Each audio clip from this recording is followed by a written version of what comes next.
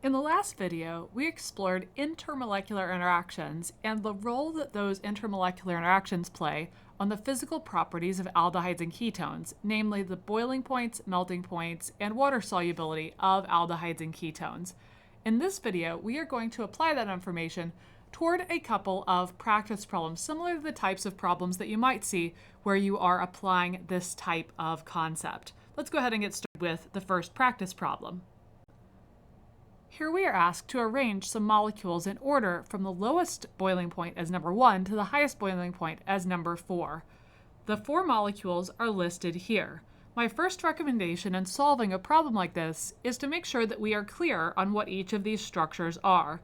2-hexanone or hexan-2-one would be a 6-carbon ketone, like so, with the carbonyl group at carbon number 2 of this 6-carbon ketone.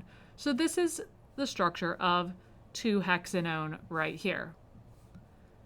1-hexanol, or hexan-1-ol, as you might also call it, would also be a 6-carbon molecule, but rather than having a ketone functional group, it will have an alcohol functional group, specifically at carbon number 1 at the end of the chain here. So here's our 6-carbon chain, making sure that I actually have 6 carbons in that chain there to give us 1-hexanol. Propanol would represent a 3-carbon molecule. Specifically, it would represent a 3-carbon aldehyde molecule. So let's go ahead and try to draw that in as our propanol. 3-carbon molecule, carbonyl group at the end of that molecule because it is an aldehyde, 3 carbons in total gives us that. And then last but not least in our lineup, butanol would represent a 4-carbon aldehyde. The Al suffix there is our clue that this is an aldehyde molecule. And then the butan part tells us there's 4 carbons. So we go ahead and fill that in.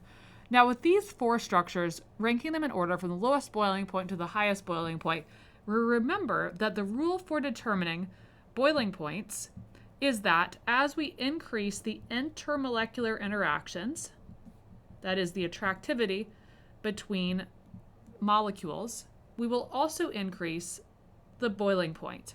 The intermolecular interactions that we need to focus on in order from the most important intermolecular interaction giving the strongest attraction between molecules and hence the highest boiling point is hydrogen bonding, which requires for the molecules to hydrogen bond with one another in a container for them to have OH or NH groups. Second most important intermolecular interaction was the dipole-dipole interaction, which resulted from having polarized covalent bonds other than OH and NH. For example, a carbon bonded to an oxygen atom would represent a polar bond because the oxygen is more electronegative than the carbon atom. And then finally, we had van der Waals forces, which I'll abbreviate as VDW, which referred to the electrostatic attraction of non-polarized atoms to one another. So that would be the case if you had carbon-carbon bonds, or carbon-hydrogen bonds, because there's very small electronegativity differences between carbon and hydrogen and no electronegativity difference between 2 carbon atoms, so the electrons are evenly shared between the two. So with these 3 intermolecular interactions to consider in order of importance, from most important to least important, we evaluate these molecules up top here and we think about which ones are going to have the strongest intermolecular interactions, giving the highest boiling point, number 4, and which are going to have the least amount of intermolecular interactions, giving the lowest boiling point, number 1. Taking a look at our molecules, there is only one of these that is capable of hydrogen bonding. That is our alcohol molecule because it is the only molecule in this lineup that has an OH or NH group. Therefore, we can straight away expect, since the molecular weights of these molecules are all similar, not the same, but relatively in the same ballpark, that the hydrogen bonding is going to be a very important factor here in separating these by boiling point. So the highest boiling point we're going to be able to predict for the alcohol as number 4 because of that hydroxy group. specifically because of the OH hydrogen bonding. So if you were asked to rationalize why the alcohol has the highest boiling point, you would declare it's because it's the only one that's able to hydrogen bond. Now, as we go down the list here, with hydrogen bonding out of the way, we think about dipole-dipole interactions. And in the remaining choices, ketones and aldehydes, we have similar quantities of dipole-dipole interactions because in each case we have this polarized carbonyl group, where in the polarized carbonyl group, we would anticipate that the oxygen, since it's more electronegative, has a negative polarization that we abbreviate as delta negative, and the carbon has positive polarization. Same thing all the way across here, and these are all the same group where we have a carbon double bonded to an oxygen creating a carbonyl group. And so in terms of dipole-dipole interactions, each of these three molecules would be quite similar because the main driver of the dipole-dipole interactions is the carbonyl group in each case. And those are all very similar carbonyl groups in terms of what environment they're in, meaning what atoms are bonded nearby. So that leaves us with the last consideration being the van der Waals forces. That is the carbon-carbon bonds and carbon-hydrogen bonds, where the more of those there are within a molecule, the stronger the opportunity for intermolecular interactions. So this is why, generally, as we increase the molecular weight, we will increase the melting point and the boiling point of these molecules, even if there are no heteroatoms, no oxygens or nitrogens present to allow engagement in these other types of forces. So looking at and comparing our hexane 2-one to our propanal to our butanal, the main difference between those is the molecular weight, or the number of carbon-carbon bonds and carbon-hydrogen bonds across these three, where the pattern is going to be that the more of those carbon-carbon and carbon-hydrogen bonds there are, the stronger the van der Waals forces, hence overall intermolecular interactions are stronger and the boiling point is going to be elevated. So we can rank these three remaining molecules, the two aldehydes and the ketone, in order from lowest to highest boiling point amongst those by ranking the lowest boiling point as the lowest molecular weight of those compounds. So I'm going to plug in our propanal as number 1, the lowest boiling point. And that's going to be the lowest boiling point because it has the least opportunity for van der Waals forces, which I abbreviate as VDW. Second in the lineup would be our butanal, because it has one more carbon atom than propanal, giving it stronger van der Waals force opportunities. And then finally, number 3 in our lineup would be our hexane 2-one, and that is because that has more van der Waals forces than the other molecules, the other aldehydes that we've looked at. And so we would rank that number 3, but certainly number 4, our molecule that's capable of hydrogen bonding, due to the fact that hydrogen bonding is a very, very, very much stronger force than van der Waals forces or dipole-dipole interactions, our alcohol molecule is going to win in terms of having the highest boiling point.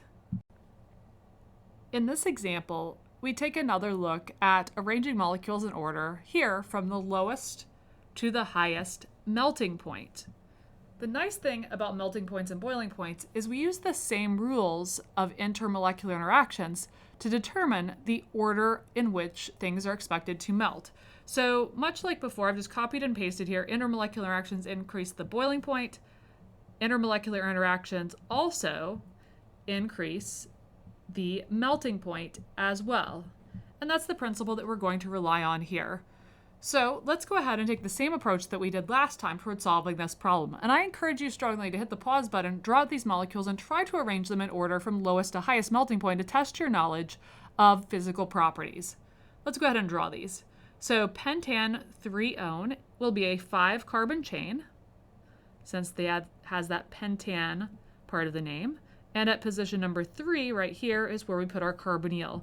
I aimed my carbonyl downward in this case so that the bonds here, here, here, and here are spread as far apart as possible, because remember the ideal bond angle here would be 120 degrees of a trigonal planar shaped carbon atom right there. So showing that 5-carbon chain with the carbonyl group at position number 3 of the ketone. Next up in the lineup is pentane. Pentane will just be a 5-carbon alkane drawn like so as a line angle formula. Next up in our roster, 3-methylbutane 2-one. To draw this, I would start by drawing the butane 2-one parent. So I've drawn 4 carbons in my longest carbon chain. The carbonyl group is at carbon 2. I've drawn that upward to space the bond here, here, and here as far apart from one another as possible. And at position number 3, we need to draw a methyl group. Remember that we start numbering from the end closer to the carbonyl group when we're naming ketones. So this would be number 1, 2, 3 is where we put our methyl branch. And then finally, within our lineup, we will go ahead and draw out 3-methyl-butan-2-ol. So again, I draw a 4-carbon chain for the butan part. At position 2, I plug in my hydroxy since the suffix there is OL for alcohol, and number 2 means it's going to be at the second position on the chain. We number alcohols starting at the end closer to the alcohol group, so position number 3 would bring us over to here. So I'm going to draw in that methyl group since it says 3-methyl. Now looking at these 4 structures, we are going to take a look at the types of intermolecular interactions that we have down here in the lower left-hand corner. With these, we think first about hydrogen bonding because that's the most important consideration in determining the extent of intermolecular interactions. Within each of these containers of molecules, the one that's able to hydrogen bond is going to interact most strongly with other molecules in the container and hence have the highest melting point. Of these, only the OH group of the alcohol is capable of hydrogen bonding with other molecules in that container, and therefore our highest melting point would be this, ranked number 4. And the reason why is because it's the only one that's capable of hydrogen bonding with other alcohol molecules. So that puts it as number 4, the highest melting point.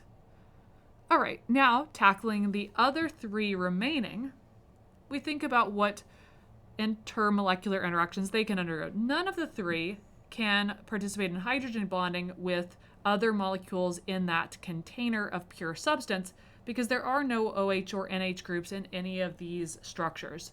That brings us to dipole-dipole interactions, which dipole-dipole interactions are where we have a less polar, or less electronegative rather, atom bonded to a more electronegative atom. And that would be the case with these carbon-oxygen bonds of carbonyls here and here. So both of these, the structure in green, pentane 3-one, and the structure in purple, 3-methyl-butan-2-one, are both able to engage in dipole-dipole interactions, and that's going to cause those to have a higher boiling point than the alkane here, which can engage in only the van der Waals interactions because it has no strongly polarized bonds in the molecule since all it has are carbons and hydrogens. So therefore, what we can say here as we start to rank things is that this structure would have a higher boiling point than pentane, our alkane. And likewise, our purple ketone structure here would also have a higher boiling point than the alkane due to those dipole-dipole interactions. And I'm going to label that, to be clear here, that this one also has, due to the dipole-dipole interactions going on.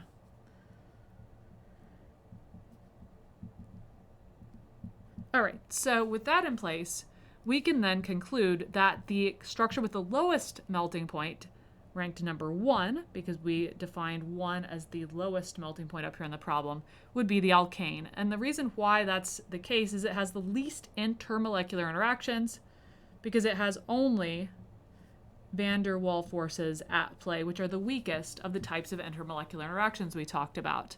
Now we need to distinguish between pentane 3-one and our 3-methyl-butan-2-one. These two structures are constitutional isomers of one another. They have the same number and type of atom.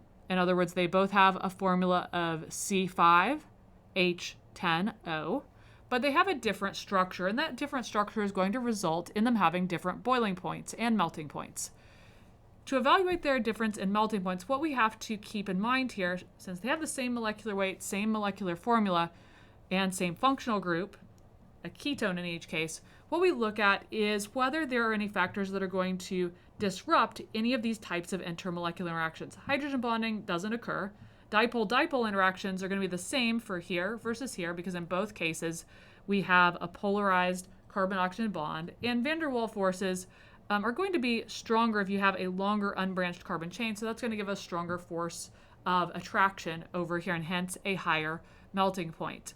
So in general, the general rule here for distinguishing between the branched ketone right here and the ketone of the same molecular weight and molecular formula is that branching will decrease the melting point and decrease the boiling point as well, because it is going to result in a decrease in the intermolecular interaction. So branching decreases the melting point and the boiling point. And we have to keep in mind that this is for analogous molecules, meaning molecules that have the same or very similar functional groups and the same or very similar molecular weights and formulas. So we can't be comparing here.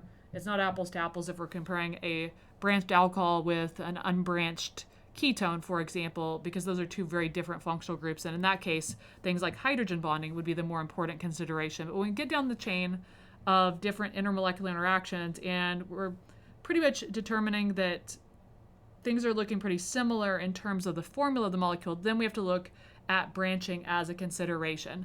And so based on that, we would anticipate that plugging these in as number 2 and 3 in the hierarchy, that the one with the lower melting point, number 2 in our ranking, is going to be this one. This one has a higher boiling point than our alkane because our alkane had no dipole-dipole interactions, but it's lower in boiling point than our other ketone because our other ketone had a linear chain without branches, allowing the molecules to pack more tightly together and more strongly interact via van der Waals forces. So I'm going to rank that as number 3 in our lineup here of 1 through 4, giving us our order of increasing melting point. With these examples in mind, you should now be comfortable at evaluating a variety of different functional groups and arranging them by melting point or boiling point based on the features that we see here of intermolecular interactions and evaluating what's going on in each molecule and comparing and contrasting.